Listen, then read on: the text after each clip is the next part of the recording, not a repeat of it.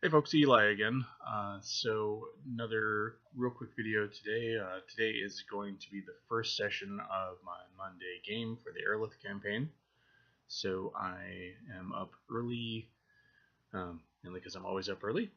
But I thought I would take a few moments to actually discuss what is an Aerleth campaign. So, like most of the campaigns I run, Aerleth is a homebrew setting. I've never been able to really jump into published settings, not because they're bad or anything. It's just not my style. So Aerolith started like most of my campaign settings with me drawing a map. I like to hand draw maps. Sometimes I will use software, but I find that hand drawn maps are much more satisfying, and I feel like I have a better level of control because I'm not fighting with the program I'm using. So, in like most of my games, I started by drawing a map, and that map sort of informed the setting. I had some basics in mind when I was setting it up. Again, Aerolith is going to be my very open, sandboxy, not determining everything up front sort of a campaign. Something I haven't run for a long time actually. So in in the case of Aerolith, Aerolith is going to be set in a kind of a traditional European model, um, but with a fantasy swing to it. It's not going to be. It's not going to hold on to all of the baggage that historical Earth did. So the main setting takes place during what's called the vassalry of Aerolith, and that is the current age where the kingdoms are united under a under the cause of sort of common good.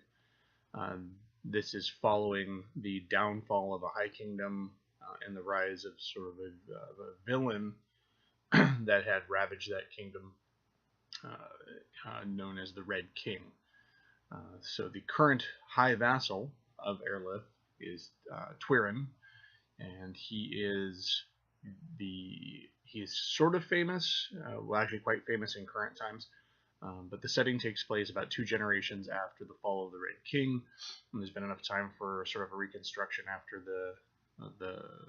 the destruction of the Red King. The Red King destroyed all the traditional bloodlines, so all of the states and the city states and the kingdoms in Aerolith are all currently ruled over or governed by uh, new regimes. Either they're pretenders to the old regimes, or something has moved in to replace it. In the case of one of the kingdoms, it's now governed by by a church, and so. Another one of the mining consortiums that one of the mining guilds that had been in operation there had stepped up and taken the role of leadership. So, bit of backstory. So you had the High Kingdom, which was the same states as are currently in Aerolith, but ruled over by a High King who had ruled through kind of an iron fist, but not in a bad way. It was still considered a good time for the people of Aerolith, as good and prosperous a time as the Middle Ages could be. He had united the kingdoms for common good and mutual prosperity, including several regions to the north. So uh, then the appearance of the Red King occurs, and he's this mysterious figure. Nobody really knows who he is or where he came from. He just appears and proceeds to rally the darker elements of Aerolith and takes them on to basically ravage the kingdom, destroys the bloodlines, tears apart most of the traditional families, and just brings the kingdom asunder. Um, he is betrayed, um, and then killed, and then actually rises again at the head of an army of supernatural creatures, basically extraplanar creatures and stuff. and is then defeated again with help from the dwarven kingdom that is nearby. The Forgebright is the name of the dwarf kingdom that directly in contact with Aerleth. This is also where one of the tensions in the setting is created. The High Elves in the forest to the north, they stand idle during the time of the Red King, and they do nothing. And so at that point, sort of a bitterness between humanity and the elves is created. It's also so after the fall of the Red King, the we end up with the High Vassal. He considers himself not a ruler, but the greatest servant of the land, and has chosen to take in the title of High Vassal, basically the highest servant, highest subordinate in the land. But he wasn't able to rally together all of the original kingdoms that formed the High Kingdom, and so the baronies to the north, they weren't willing to come back into the fold. They sort of got used to to that independence. They felt that the kingdom had failed them, the High King had failed them, and so they remained sort of wild. I have parts, north, east, and west, and south of Aerleth mapped out in vague terms because I don't want to specify too much because really there hasn't been too much specified. Aerleth is sub-equatorial, so in my map this time around, warm is north, cold is south, instead of most typical maps where you have cold north and warm south.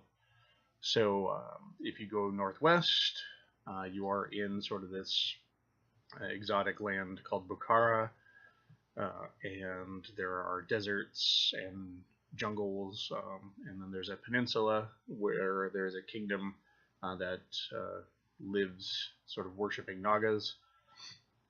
That's to the direct west. If you go far north, that's the Dragon Coast, where I've decided to deposit the new barbarian dragonborn that came to be based on one of my characters, one of my players' characters. If you go east, you run into Vendia. Now, Vendia is the remnants and sort of the hangers-on of the great empire that preceded the High Kingdom.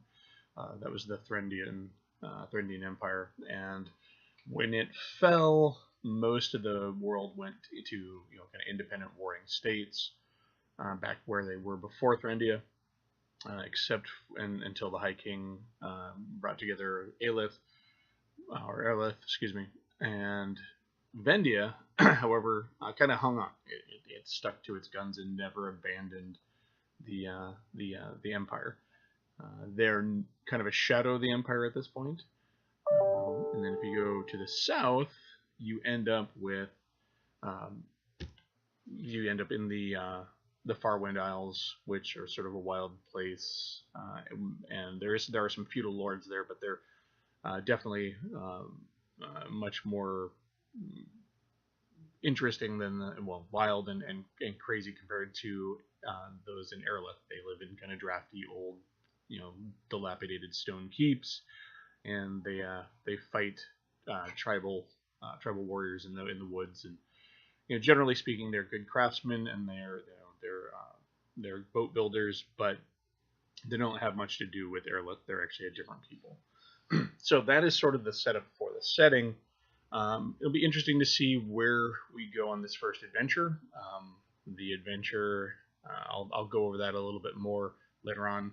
The working title of the adventure is Bell Morgan's Ledger, and sounds like an odd name for a D&D adventure, but in this adventure, the players are going to be trying to recover the stolen ledger of one of the vassalries, excisemen, one of the surveyors, the census men, and it sounds like kind of a weird quest, but it's one of those answer the call of a pleading commoner kind of adventures, and it makes for a good first level adventure. we will see how that goes. I'm playing with 2 players today because out of the 4 that I had lined up, one of them had a last-minute work schedule change, so he won't be able to jump in right away. And one of my players had a last-minute work thing that kept him from coming today. But I think I can still start with 2 players because I will have a fighter and a cleric. And I think at the core for first level foray into adventure, that's a good start. If I sound a little blah, do forgive. It's actually still first thing in the morning, but it's kind of a quiet time for me, so I thought I'd punch out this little update. So really, I mean, that's in a nutshell what Aerleth is about. It's about kind of going back to the roots of D&D and creating a setting that is not so finished and not so completed, and seeing where the adventure rolls.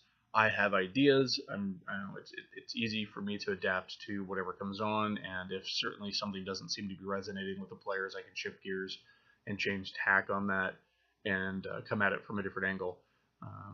I also mentioned in my last video that my Sunday game will be playing in the same setting,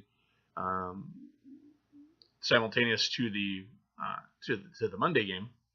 So it'll be interesting to see how the two different parties interacting with the same world at the same time goes, and I'm wondering if maybe I can spin some interesting drama out of that. It would be great, but I don't foresee this. If there might be some crossover, and actually that might happen. One of my Monday players, the guy whose work changed, might jump in on the Sunday game, and if he does that, then what we'll end up doing is having him play in the Sunday game, but if at a certain point he's able to jump to Mondays, we can always have his character slide out and perhaps link up with the Monday game party, and we'll come up with some sort of cool story idea for that. So no DM tips or anything, player tips for today, just more of an overview and kind of a shout out to those folks who have bothered to subscribe and who are checking me out. I know most of you guys are friends of mine from Facebook, but if you have others that I don't know that you think might be interested, by all means, please share Elfbait with them, and I'm probably going to do a quick blurb on the origin of that name at some point, but the standard, like, share, subscribe, and comment, please. The comments are what keep me doing this and show that people are interested.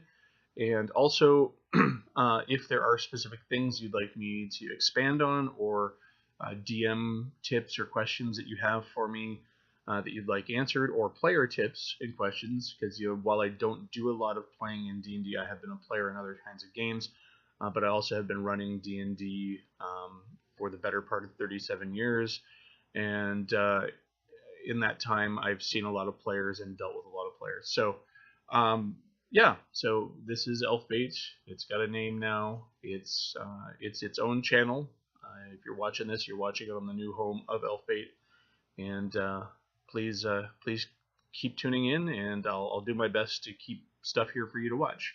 Also, I will be subscribing to pertinent gaming channels directly from Elfbait, so you'll see them probably popping up in association with this channel, and so that should help you expand your knowledge as well.